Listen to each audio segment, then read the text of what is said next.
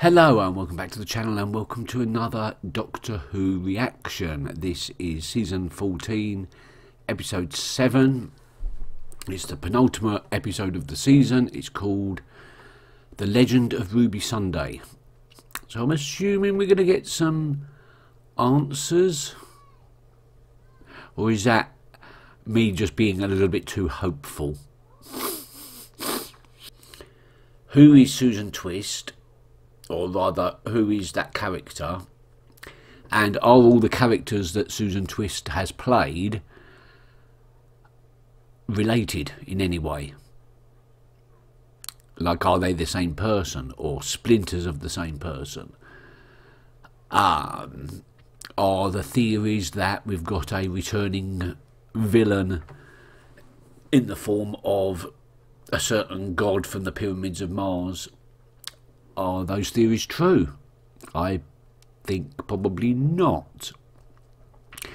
But we probably won't get answers to that quite yet, so I'll leave off holding a discussion of that to next time. So last episode, Rogue. Really good episode. I really enjoyed it. To be quite honest, more on the second watch. There was a few things I didn't discuss that a few people have asked in the comments. I haven't got all the comments down yet. One was it wasn't so much a question as a comment that I didn't notice in the lineup of all the previous Doctors that the Schalke Doctor was there, Richard E. Grant. I did not. I was more focused on the fact that the Fugitive Doctor was there, but it does raise an interesting point, which is the Doctors that were left out of that lineup. There was none of the Morbius Doctors, there was none of the Timeless Child Doctors, there was none of the Curse of Fatal Death Doctors, the Mark Gatiss Doctor, the Peter Cushing Doctor. None of them existed in that lineup. Which means that I don't know what that means, to be quite honest, but I think it's interesting that they definitely did include the Fugitive Doctor. I've got a funny feeling that Russell T, because there is no clear place for the Fugitive Doctor to go, like before William Hartnell or after William Hartnell, we don't really know, because they were both the present Doctor and the Ruth Doctor were both very confused as to where they both fit in the timeline. So could she be the 6B Doctor, occurring after Patrick Troughton and before Jon Pertwee? I mean, it's often been speculated because of the existence of the episode 2 Doctors, which features an aged Patrick Troughton and Jamie McCrimmon, but it could work. It could work. The regeneration of Patrick Troughton that we didn't actually see could have been them just using crude technology to send him back in time, where he worked for years and years and years for the Celestial Intervention Agency, or whatever they called it in the Flux, the faction. At some point he went to Scotland 30 years after Jamie was dropped off, picked him up again, had a few adventures, 2 Doctors.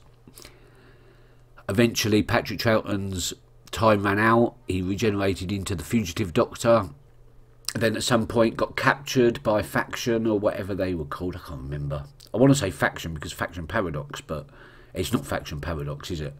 That was a completely different universe. Yeah, and they wiped her memory, forced her to regenerate into Jon Pertwee. Boom. Explanation done.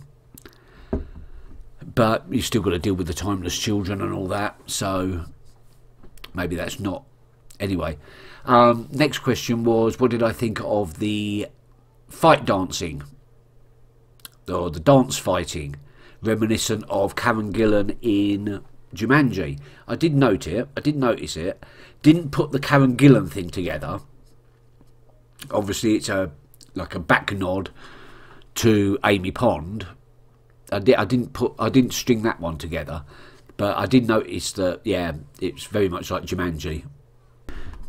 What else? Anachronistic music, i.e. they were playing, well, they played Lady Gaga Poker Face on the stringed orchestra. There was a couple of others, but I don't know what they were. I can't remember. So, but yeah, Lady Gaga was definitely in there. What do I think of it? I think it's an interesting musical idea.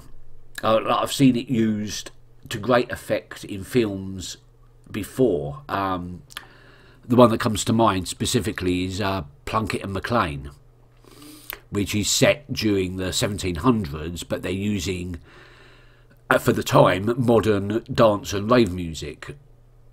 And I think it just gives the audience like a little bit of an idea of, you know, the music that you've heard before, the Eine kleine Nacht music, Mozart stuff, which would have been about 30 years old at that point. That Lady Gaga is the equivalent of Mozart or Beethoven would have been back then. I think that's what it's sort of trying to convey. So I don't really mind it, mostly because it was still played on orchestral instruments, so it kind of fit.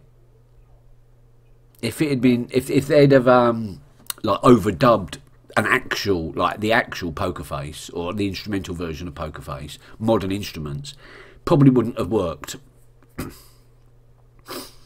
But yeah, I didn't really have a problem with that.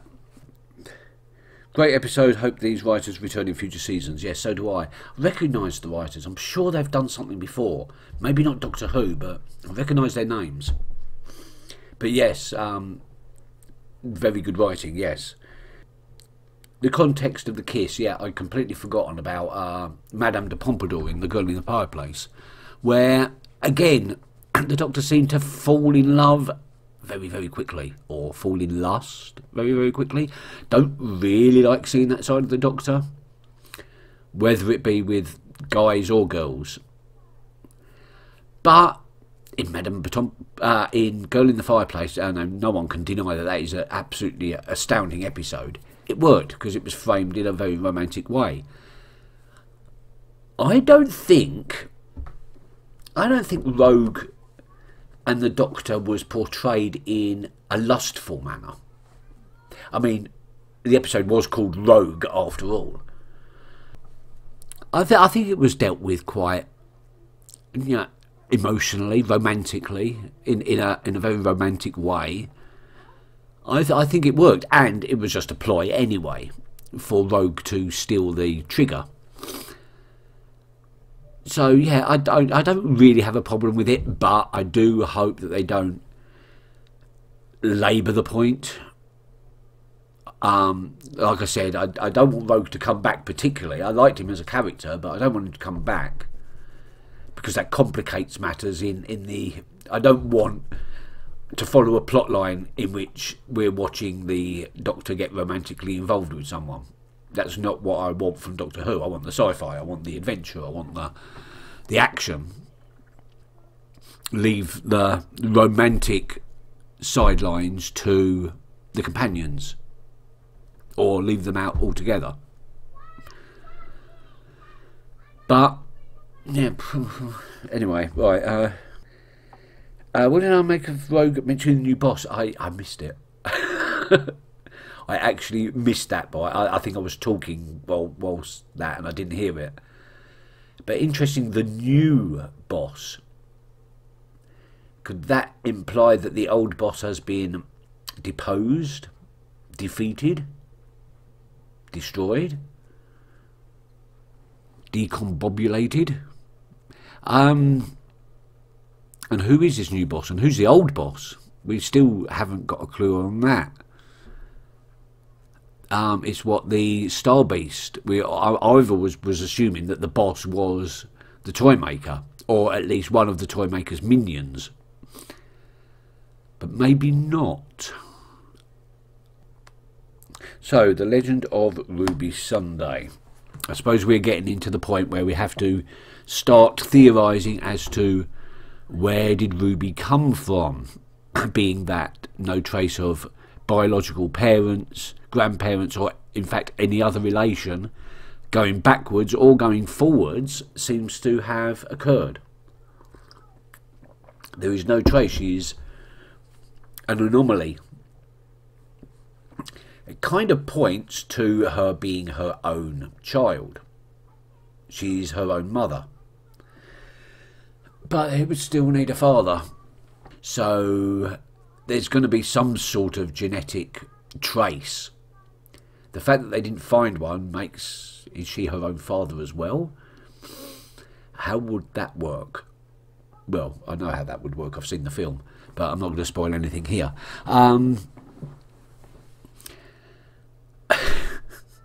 I've lost my train of thought now. I got distracted there. Who is... Right, so she's her own mother. Possibly. Or she's from the far, far, far, far future. So far that the Doctor hasn't been that far. And therefore, with her. And therefore can't trace any relatives. She's from the far, far, far, far, far future. And then she was somehow placed back in time as a baby and left at the church. Why? Who is the figure that was walking away from the church when she was left? Who is the new figure that appeared in the Doctor's memory? Why does the intro to Church on Ruby Road seem slightly off from what we actually saw of him going back in time and saving her? There's still quite a lot of unanswered questions, and actually I've got no theories whatsoever. Ruby is her own mother, or maybe Mrs. Flood, because we've still got Mrs. Flood mystery to go. Yeah, I'm going to say Ruby is from the far, far, far future and was brought back in time. That's why there's no trace. That's really nice and simple. It's clean, it's tidy. Mrs. Flood. Who is Mrs. Flood? She didn't recognise the TARDIS, then she does recognise the TARDIS, or was she just pretending at the time? Did she know what the TARDIS was all along, but she couldn't reveal that she knew what it was? In which case, who is she? Some have said the Flood from Waters of Mars. No, I don't think so. Is she somebody we already know, just with a different face? That would pretty much limit it to Time Lords and ladies.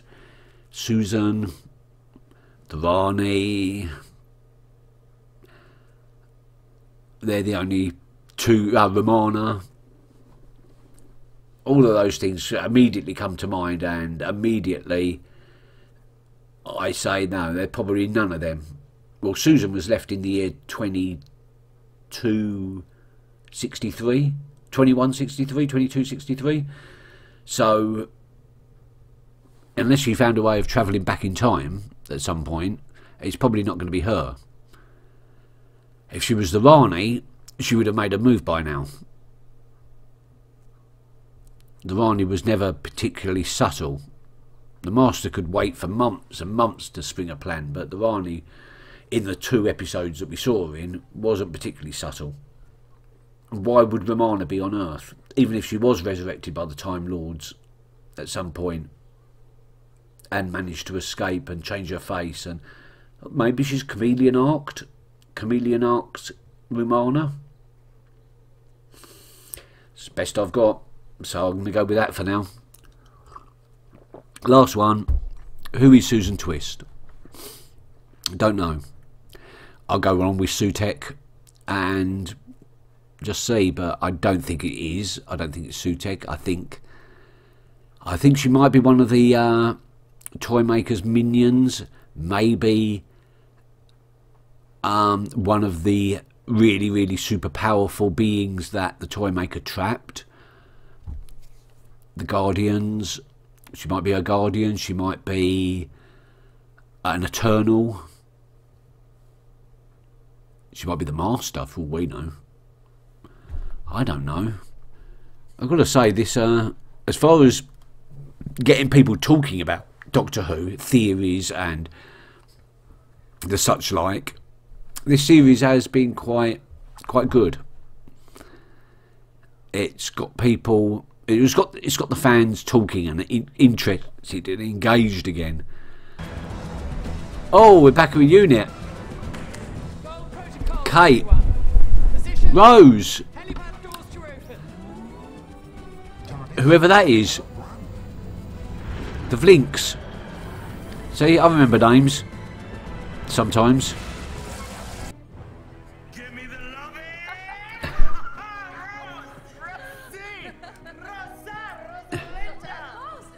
How's your uncle? Oh, good. How is your uncle?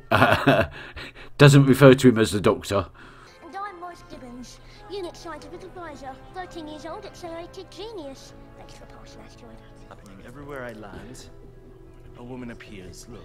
All right, we're definitely. So she is a comms officer in the planet Pacifico Del Rio. She's someone's mum in fine time. She's an ambulance. She's a portrait in 1813, and the list goes on. Planet Slug, she's a Slug mum. Planet Oh, hello. She's a Griffin. The fivefold configuration, she's a Bleat. So she's everywhere. She There's more than we knew of. They know who she is. find her and analyze her. They know. She's middle-aged. This is when the whole world S-Triad. has changed. Okay, this is where the whole thing came from. S-Triad, Sutek. IT genius, and today she's releasing her software worldwide free of charge, a gift from S-Triad Technology. TARDIS. The name is TARDIS Technology. She's a Time Lord. Honestly, thank you. Even I got that. That is why we've been watching her. Because it spells TARDIS, we know that. But why? It's not just that. Never mind the anagram. Look at her name. Isn't that the point, Doctor? She's called Susan. Is that significant? Susan is the name of my granddaughter. Oh. Oh. Could it be Susan? Really, Susan? Oh, but I so wanted them to get Carol Ann Ford, and that is definitely not Carol Ann Ford. But Susan could have regenerated. I mean, we never knew whether she could regenerate or not, so... Oh. Hopefully Carol Ann Ford will...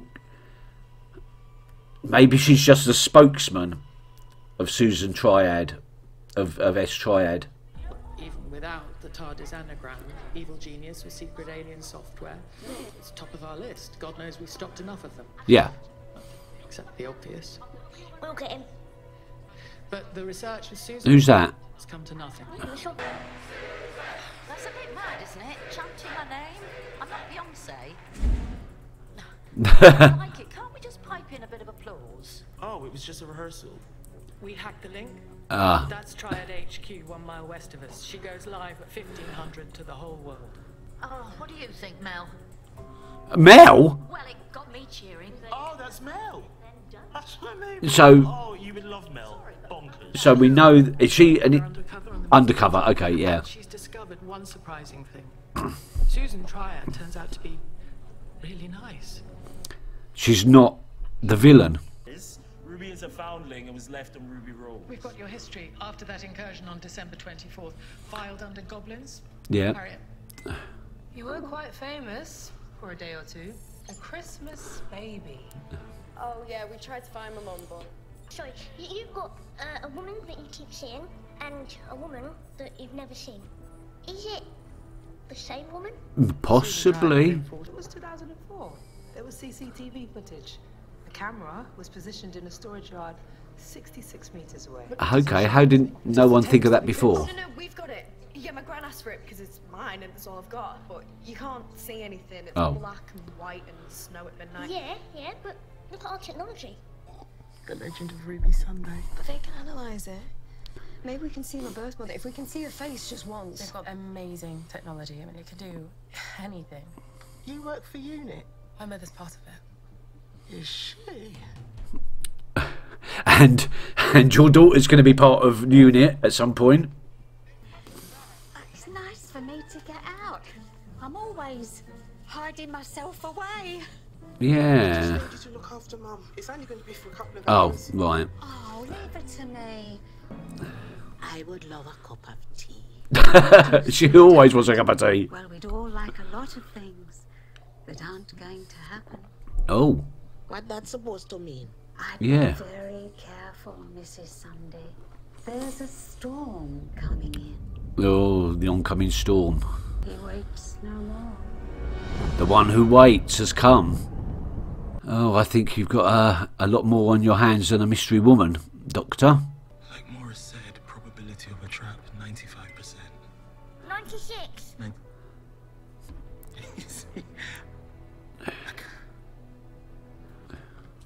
In 65 minutes, it's 1500 UK time, 10 AM in the USA.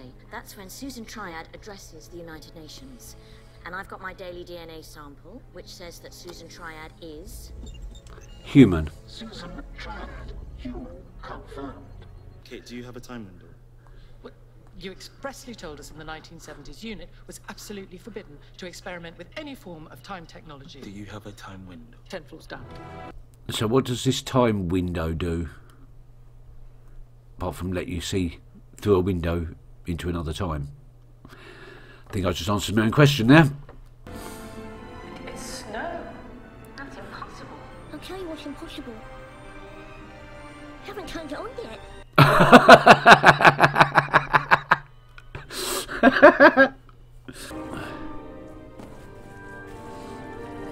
The woman. She went to the church, she left Ruby in the doorway, and then she walked away. Towards us. But a recreation can't recreate a face because it doesn't have that information. That is more than just a glitch. It's like she's shadowed. Mom? You can't move. She's my mom. Can she see us? I don't think she can, but you can't move. You can't. You gotta keep everything exactly as it was. But she's gonna walk by, look at her face. Look. Look, here she comes. Ruby, please. Whoa. It's Morris! Morris, what is happening? How am I struggling like crazy? Did anyone see her face? No, nothing. Nothing, sorry. She hasn't got one. Colonel Chidozi. Can't make her out. Sorry, Doctor. Why? What is so different about her?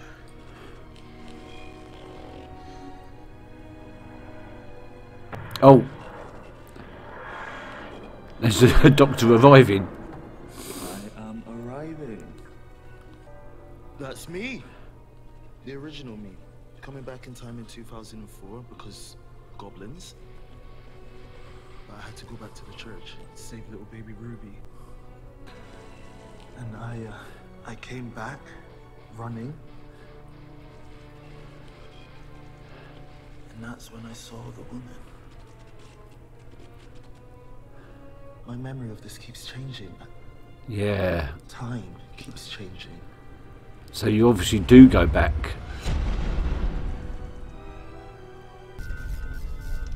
She's pointing at you, but she's also pointing northwest.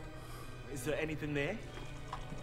Colonel Chidozi, you will return to your position. Just see if there's anything there. Doctor, you said not to move. I know! I know! No, sorry. No. Not even a flicker. I've got nothing, Doctor. Why was she pointing at me? What is that?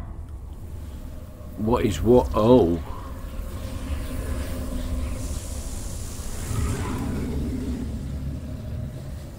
Is that He Who Waits? When is that thing? Is it now or is it 2004? What? Has it come from my mother? I don't know. Is it us? Has it come for us? I don't know. Colonel Chidozi, please report. Colonel Chidozi, please report! Where are you, GML? GML. That's him. He's alive. Are you inside that thing? No. Then where are you? I am in hell. Oh God. That doesn't sound good. Waiting. What is? It's been waiting for so long. Oh God, it could be Sutek.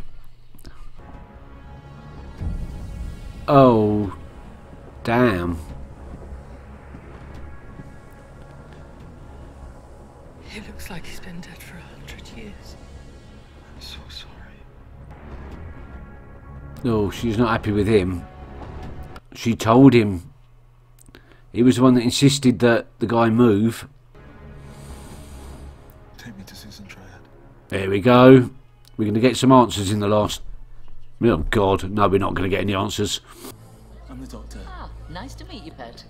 Doctor who? Just the doctor. Hello. Ah, well, top marks for enigmatic. Yeah. Yeah. She's not Susan. We met before. I get a lot of dreams. She's a disguised Time Lord. We're going to be late, Susan. Do you dream about a girl called Lindy? Do you dream about a place called Pacifico Del Rio? Ha. Do you dream about being an ambulance? Do you dream about being an ambulance? That's really oddly specific. She remembered them. Yeah, she did. She doesn't know how, but she remembered them. We found something at the heart of that shape. What is it? It's the TARDIS. It's a TARDIS. No, well the TARDIS was there on Ruby Road. We know that. It's there for a second time, which you said couldn't happen. But this time it's 20 meters to the north, and that thing is wrapped around it. But how? Because you go back in time. You take the TARDIS back there at some other point in the future. Takes it... Oh, that's not good. B-52s. Well, we can't see it, but it registers on the Bunsen search. A race to rebuild. And I think we can succeed. I mean, I hope. Doctor, we need you here right now. I said to that man. Who was he? Oh, hello. But I Is he keep going? having bad dreams. Gods bring harbingers to warn us of their coming. But which god? I dream Oh, God, it is Sutek. of blue skin. Or is it the Queen of Time? There is the toy maker, the god of games. Yeah. There is Trickster, the god of traps. Trickster. There is Maestro, the god of music. There is Reprobate, the god of spite. There is the Mara, the god of beasts. And the threefold deity of malice and mischief and misery.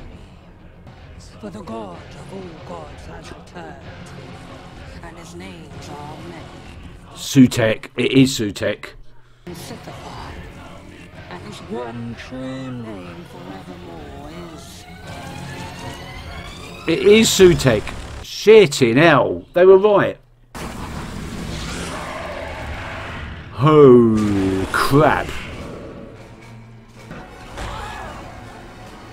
She was Sutek? Or is that Sutek?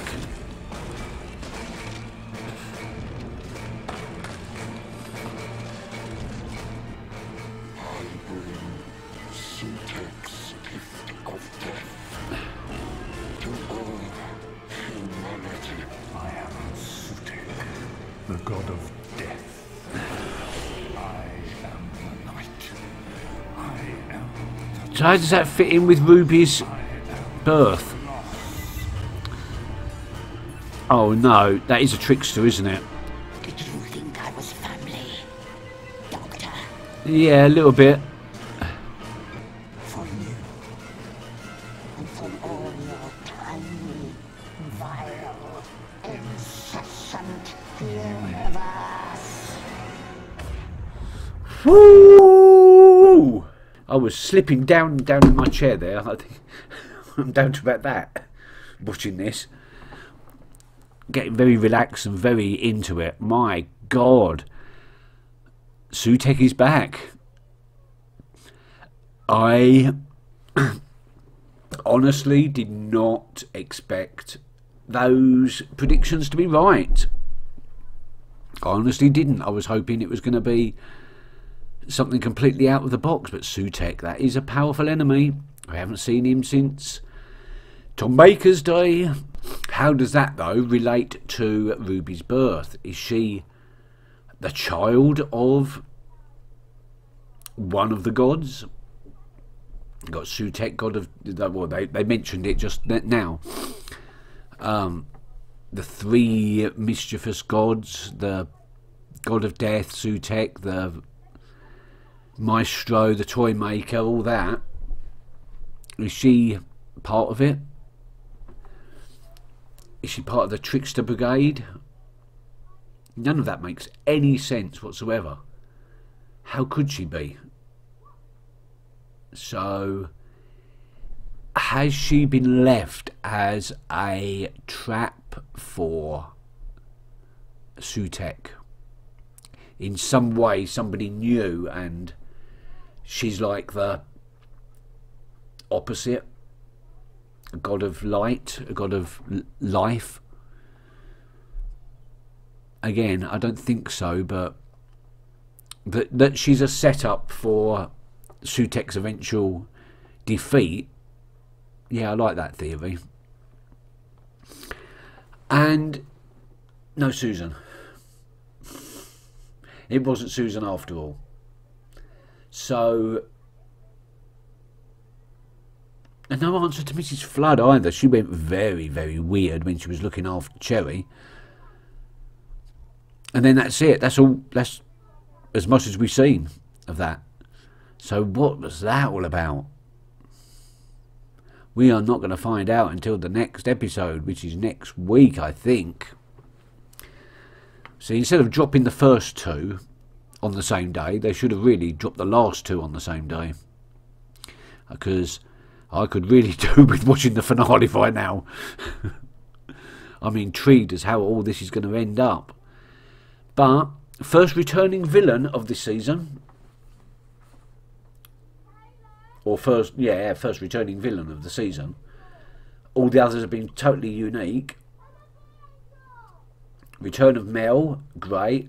Return of Kate, always glad to see Kate. I liked the new guy, Morris, the 13-year-old, supposedly. I don't think he's 13. I enjoyed just the ferocity of it. There's nothing really to complain about here, but there's not a lot to talk about either, because it's all a setup for the next episode. And I do not know where it's going to go. Morris Gibbons was played by Lenny Rush. Lenny Rush is 15. A British child actor. Okay then, so it wasn't that much. Oh, it comes from Burnham on Crouch. That's just down the road from where I live. Not as old as I thought he might have been. But very, very good. I mean, a very, very believable and solid performance for a 15-year-old. That is pretty good. And he's been in loads of other things before that, so yeah, a very promising actor there. Hopefully we'll see more of him. Great to see more of Rose as well. Love Rose, which is great. Brilliant character. Obviously we can't see Donna and David Tennant, number 14, because that complicates matters. Hence 15 calling 14 Rose's uncle. It's a little clever. But yeah, I enjoyed seeing Rose. I'm sure Rosie's going to be in the next episode as well, along with Mel and all the others. Good to see Carla getting a little bit of a more prominent role, a little bit more independent from the Ruby's mother standard that she's been trapped in so far. I would like in the next episode to see her character grow a little bit more independently of that sort of base role. And I want to see what the hell is going on with Mrs. Flood. Now we know it's Sutekh. Now we know the whole Susan Triad thing was she was some sort of sleeper agent for Sutekh. Is that right? But why was she in all those different places? In all those different guises? They weren't dreams. Unless everything we've seen so far has been part of some sort of alternate reality dream state. That would explain why Ruby's parentage makes no sense whatsoever. Are we in some sort of alternate reality or alternative dimension? I don't know. Anyway, on the whole, I'm not going to rate this episode just yet because, like all two-parters, my enjoyment of this could retroactively be spoiled by the next episode being not as good. Or it could retroactively make me enjoy this episode more because the conclusion is good. So, for now, it's sort of like a 6, 7 maybe. It's got a lot of intrigue, but I in order to rate it properly, I really do need to see the conclusion. So, and it's also going to be, the next episode is also going to be the last time I'm going to get to talk about this season in any major way. So any questions you have for me regarding this season, you want to ask me my opinions of, I would get them into the comments on this episode so that I know about it before I record the next episode next week. Ask me anything at all, I will try and cover it. And that will be it for now. Thank you very much for watching, and I will see you next time. Until then, keep well, be safe, bye bye.